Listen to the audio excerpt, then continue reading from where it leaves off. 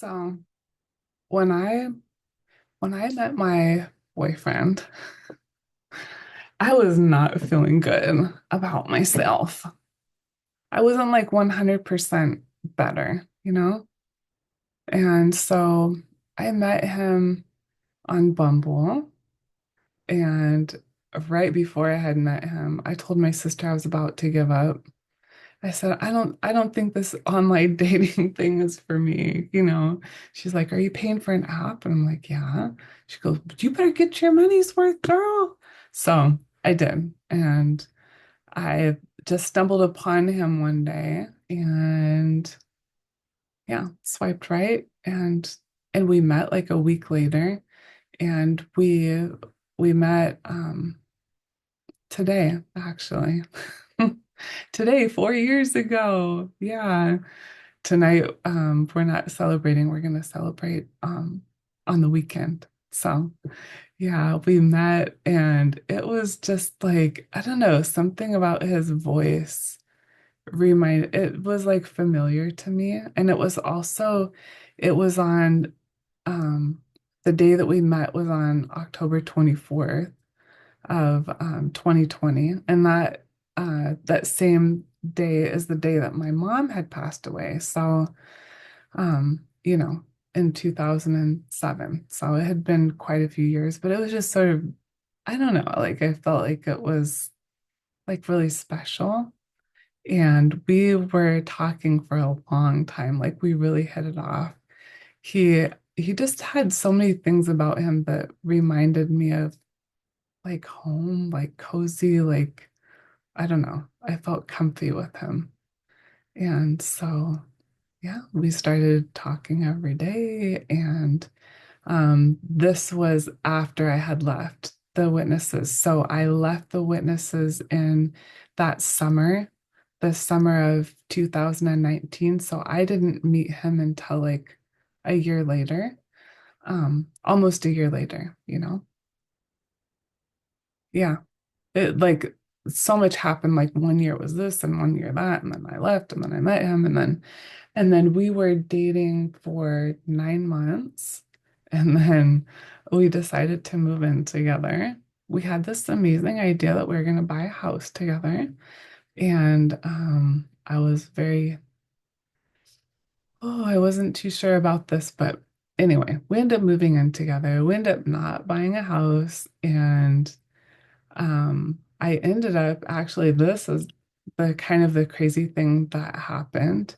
Um, I had a lot of time off from work and I was listening to this podcast doing some yard work because we had moved in together. And I heard this life life coach. How did I stumbled upon her podcast. Yeah. And so I can't remember how it even happened that I came to find out about her. Um, anyways, this podcast that I listened to for once I listened to one episode, like I was like I was hooked. I'm like, this is so good. Like this explains everything, like about my life and about how I feel and like how our thoughts are created by um like the feelings that we have or the feelings that we have are created by our thoughts, right? So we have a situation in our life and then we have a thought about that situation. We get this feeling inside of our body and then it makes us do things or like not do things. And basically that's the results that you get in your life. That is the whole sum of coaching that I was taught through this program. So I listened to this lady, and it was just sort of at that time I was working night shift in my corporate job. So I worked from like 6 at night until 6 in the morning. And then I get home, and then like we have two teenage daughters, and like I wasn't getting a lot of sleep. Um, I was just passed up for a promotion. So I don't know. It was just, my head was in a different space all of a sudden. And I decided that a lot of things were coming up for me. And I know that I had been diagnosed with borderline. I had also been diagnosed at 40 years old, borderline. PTSD, severe depression, severe anxiety, and some things were coming up with us living together. And I'm like, you know what? I really need to fix myself. I really need to figure this out because I saw him and I loved him so much. And I'm like, I could see myself about to destroy another relationship. And so I moved out on my own when he would have been so happy to just have, he would have been happy to have me there and we would have worked through things. But I know that I needed to take the time to myself to really work on myself and to give him space too, because he needed space with his daughter. And I need a little space with mine too. And we're raising these, like, we're so close to them, graduating. Like, we needed that time. So that's what I did. I moved out and I put myself in therapy and I put my butt in some group therapy and I had a coach and I was also part of a group coaching program. Like it was intense. And I also have a daughter, single mom and a full-time career. So it was really, really busy. And I did that for myself because I thought I can't help other people if like I can't even figure this out. So that's what I did. And so yeah, we live apart, but we're together and it's amazing. I've learned how to entertain myself, how to stay busy, how to have to build myself up like that year before I had met him. I really spent a lot of it like reading books. Have you guys read John Maxwell? He's so good. Like things like this by Young Pueblo. Is that how you say his last name? Yeah, Young Pueblo. Anyway, I read a ton of books. I journaled like crazy. Like I actually when I had before I had met him, I had to really start to learn how to love myself. Like that's what I kept on hearing on all these dating YouTube gurus, right? They would talk about you have to love yourself first. And I'm like, how do you do that? I don't know how to do that. And so I just started with the 30 amazing things about me. And so that's what I did. I started to like say them and say them more and more and more like, okay, so I really can believe this, and then I wrote down like 30 things that I would want my partner to be. And anyways, I just I just took I took notes on everything, like all of our dates, everything. Oh my gosh. Oh my gosh. I'm seriously just reading this for the first time. Good things about 2020. Oh, oh my gosh. I said I met my L because we call each other L. Like I'm L and his first letter of his name is L. I met my L to my L. That's the first thing. And number two, I left the cult. I paid off my credit cards. I got a raise. Bubba moved home. That's my son. I stayed employed. I was able to help my sister. I fired my babysitter because she was a J-Dub. She had to go.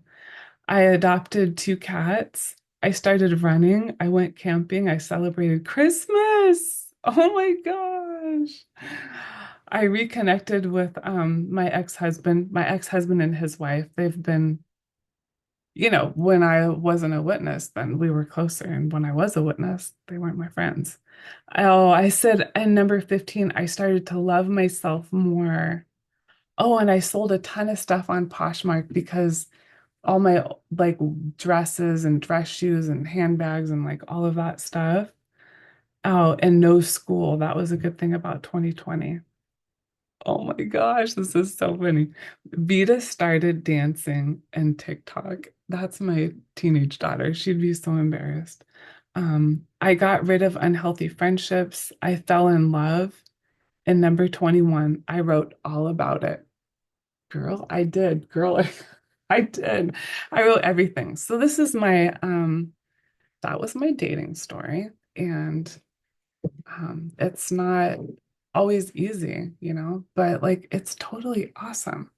Like I have a partner that I've just learned so much from. Like he grew up in a normal household with like normal things.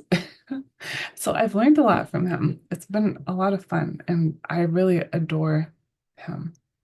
And I appreciate that he's, loved me through really trying to figure myself out. It's so sweet. And yeah, our relationship is healthy and happy and it's been amazing growth in 4 years. So actually this video right now, this is like today is 4 years and he's not here and it's okay. Like that's kind of how our relationship goes sometimes. He does his thing, I do my thing, and then we come together and it's amazing, and we're gonna let our kids grow up and get through high school and do all the things that they need to do. And it's totally perfect. This is like my time right now to do all the things I need to do for myself and for my business, for my clients, for all the ex Jehovah's Witnesses that really need some inspiration and they needed like just a big hug. Like, I'm here. I want to be that person, Yeah. I talked to a friend tonight. She's in my group. It's called the Best Half, and we call each other besties in that group. There's about a dozen of us. And I offered them a free call, like a coaching call for this month. And anyways, we just had so much fun on that call. And it was all about well, the relationships and dating. And like it was so crazy to like hear somebody explain things like she was explaining me. I'm like, girl, I get it. Like, yes, I understand. Oh, you've had tons of relationships too, and they were all terrible. Me too, you know? And you always pick the loser? Me too, because we didn't know that we could have anything better? It was so cool to talk to her and like just hear like, and that is the amazing thing about community and about our stories. Like, do you know how much we connect over our stories? Like you could say something to somebody that would touch them different than me.